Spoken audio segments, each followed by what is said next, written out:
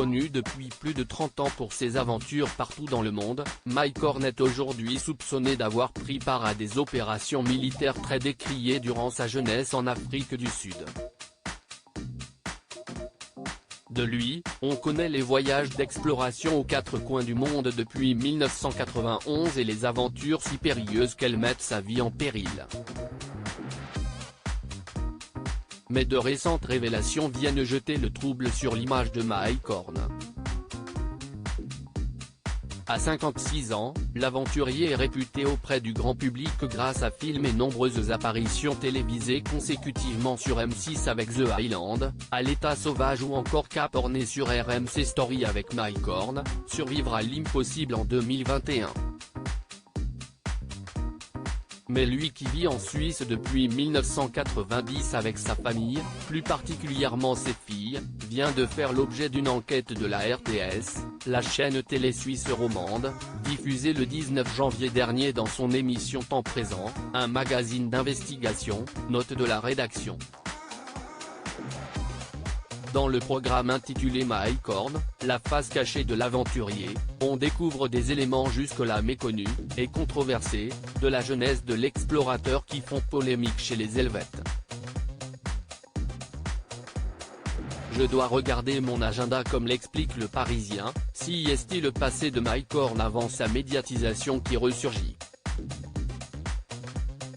Né dans les années 1960 en Afrique du Sud, Mike Horn aurait, selon les recherches des journalistes, participé, avant la fin de l'apartheid, à plusieurs opérations militaires dans l'actuelle Namibie consistant à traquer ceux qui luttaient contre le régime au sein du bataillon 101, surnommé bataillon assassin par le premier président de la Namibie. Alors que l'équipe est notamment accusée d'être derrière un massacre lors d'un meeting d'un groupe armé rebelle en faveur de l'indépendance de la Namibie, Mike Horn était interrogé par la RTS sur son implication ce jour-là.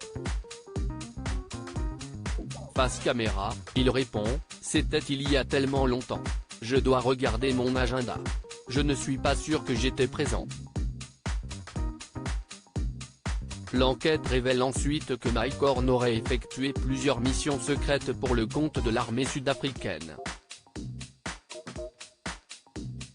Au sujet de ses anciennes années de service, Mike Horn tente de se justifier. J'ai strictement obéi aux ordres à l'écran, il déclare « Je voulais jouer un rôle actif dans la protection de l'Afrique du Sud. Les gens pensent qu'on chassait et qu'on tuait.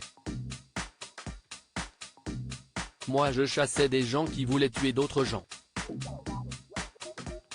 Comme un policier. Je ne cherchais pas à tuer mais à empêcher des mauvais éléments de tuer des gens que j'aime. » Selon lui, ces expéditions militaires faisaient partie sa vie au même titre qu'aller acheter des croissants. Dans un long message envoyé à la production de l'émission quelques jours avant sa diffusion, Mike Horn s'est exprimé plus en détail « J'ai strictement obéi aux ordres qu'on me donnait. Je n'avais pas un amour particulier pour le régime de l'apartheid. Je n'ai fait que remplir mon devoir civique. Je n'ai jamais soutenu le régime, non seulement durant mes obligations militaires, mais également une fois celle-ci accomplie. Ma venue en Suisse n'est pas liée à ces opérations mais est due au hasard.